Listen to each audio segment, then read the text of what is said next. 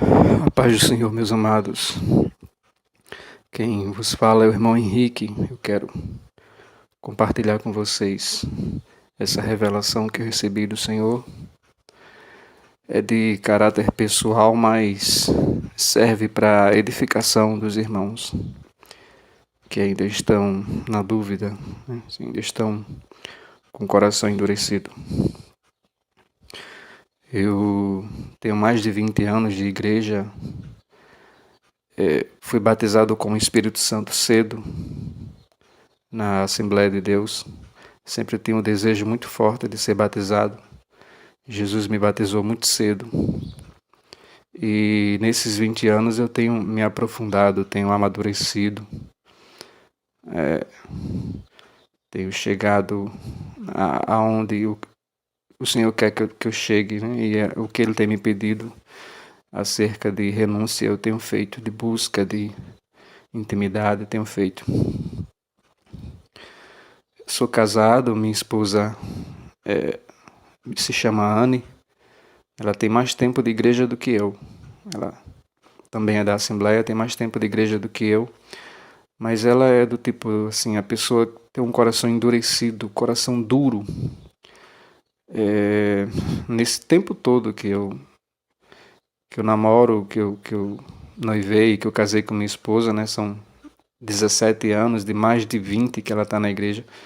Nesses 17 anos eu não vejo ela buscar o Senhor, né, de coração voluntário, eu não vejo ela glorificando, eu não vejo ela falando do céu com desejo, eu não vejo ela sentindo o desejo de renunciar às coisas desse mundo. Aquela pessoa com o coração duro, né? O Senhor já me entregou algumas revelações, eu já entreguei para ela, mas não resolveu muita coisa. O pouco que ela faz porque eu peço, né, para ela fazer, aquela coisa, né? Você faz por religiosidade, você não faz por prazer, para agradar Jesus. Você faz porque você faz parte de uma sociedade e você se sente constrangido a fazer. Isso Jesus não recebe, Ele não recebe. Você tem que desejá-lo, você tem que desejar o céu. Essa madrugada eu trabalho como segurança particular, numa empresa particular. Eu estava no trabalho, a gente tem 2 horas de descanso. Vou ser breve para não tomar o tempo dos irmãos. E eu fui descansar, né? A gente tem 2 horas para dormir. Eu fui descansar de 1 até as 3 da manhã. E o Senhor me deu uma revelação das mais terríveis, né? Eu me via no céu e me via quebrando um muro. E haviam mais pessoas comigo, cada uma dessas pessoas no seu muro. E havia mais pessoas em cada muro, cada uma no seu pedaço de muro. E eu estava quebrando esse muro. Mas não era o céu, o paraíso, o descanso propriamente dito. Era uma espécie de antessala do céu. Era um lugar que ainda não era o descanso. E eu quebrava aquele muro e eu era um dos primeiros que terminava. Um ser espiritual de aparência feminina, ela via que eu terminava, me dava os parabéns e saía comigo para uma outra espécie de sala. Como se a partir dali eu entraria no paraíso, no descanso. E eu ficava aguardando, ela ficava lá mexendo, como se estivesse mexendo nos papéis, numa mesa, né? Tipo uma recepção dela, né? Acho que ela estava observando alguma coisa. E eu esperando ela, né, me encaminhar para algum lugar, e quando de repente eu escuto uma voz vindo da minha direita. Irmãos, do jeito que minha filha de 2 anos e meio, né? Tenho uma filhinha de 2 anos e meio, se chama Ana. Ela dizia assim 3 vezes: papai, papai, papai.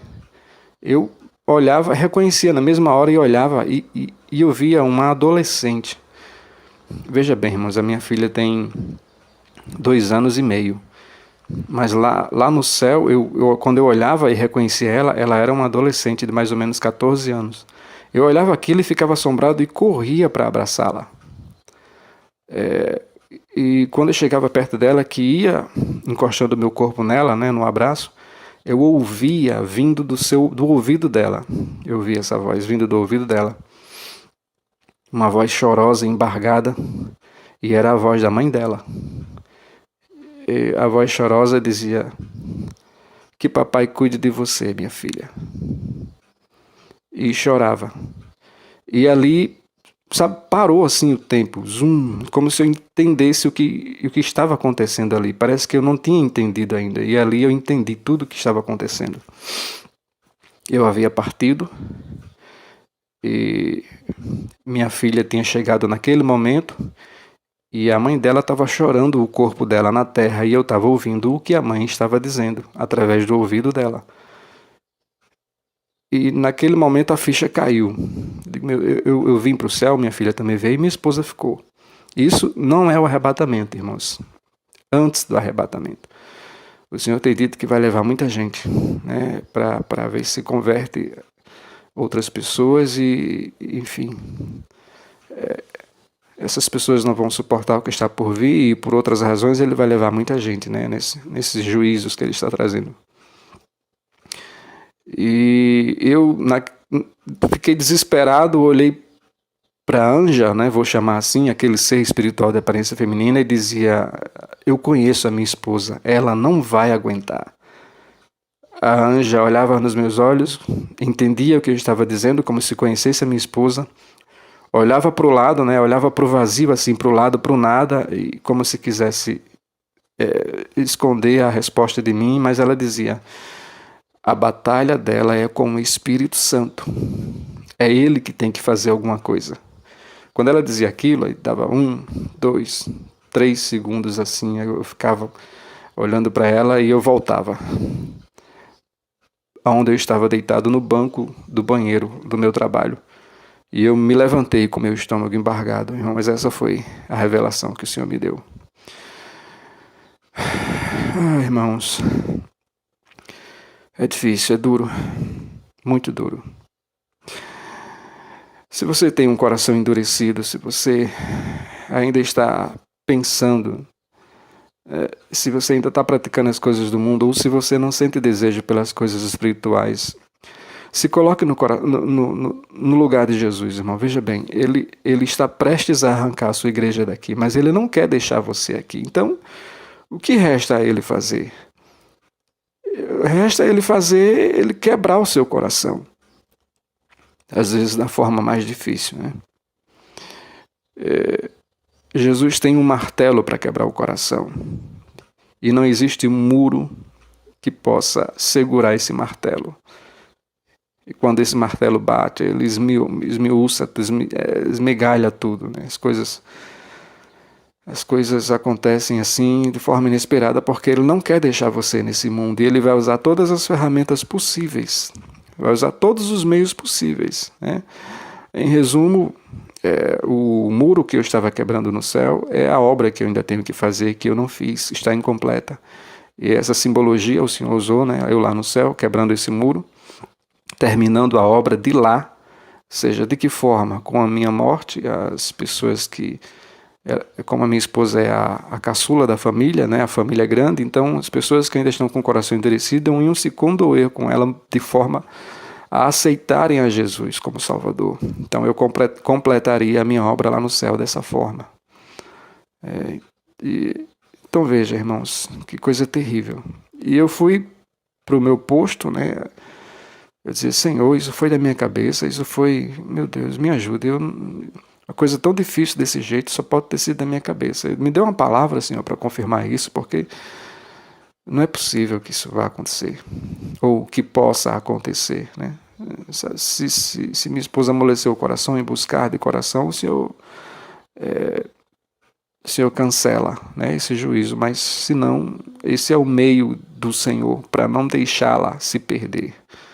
Irmãos, eu voltei para o meu cargo, para o meu posto, abri o computador e eu gosto de abrir a Bíblia online e ela tem como se fosse uma caixinha de promessas. Ela abre, você abre ela e ela aparece um versículo lá aleatório. E eu fui ler e tinha 2. E o primeiro dizia assim, Eclesiastes capítulo 7, versículo 14, diz assim: No dia da prosperidade goza do bem, mas no dia da adversidade considera, porque também Deus fez a este em oposição àquele, para que o homem nada descubra do que há de vir depois dele.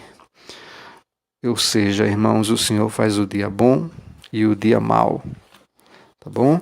O outro versículo que eu li foi Romanos capítulo 8, versículo 28. Estava bem abaixo do primeiro versículo. Esse era o próximo. E sabemos que todas as coisas contribuem juntamente para o bem daqueles que amam a Deus, daqueles que são chamados segundo o seu propósito.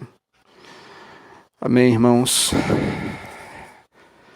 É difícil, é duro. Eu já chorei desde que eu recebi a revelação. Chorei, cheguei em casa agora, fui orar. Me derramei em lágrimas. Porque o Senhor cria o dia mau e o dia bom e Ele faz conforme Ele quer para que os seus filhos não se percam, né? Para o bem daqueles que o amam. Ele tem os seus caminhos, né? Ele tem os seus juízos, Ele tem a sua forma de trabalhar e a gente só tem que ficar na dependência. Tá bom? Se você tem um coração endurecido, trate de amolecê-lo já, porque Jesus não quer deixar você nesse mundo. E Ele vai usar todos os meios possíveis. Tá bom? Essa revelação compartilhe com os irmãos, é pessoal, mas serve para edificar. Eu tenho certeza. Fiquem na paz. Fiquem na paz de Jesus. Que o Senhor vos abençoe.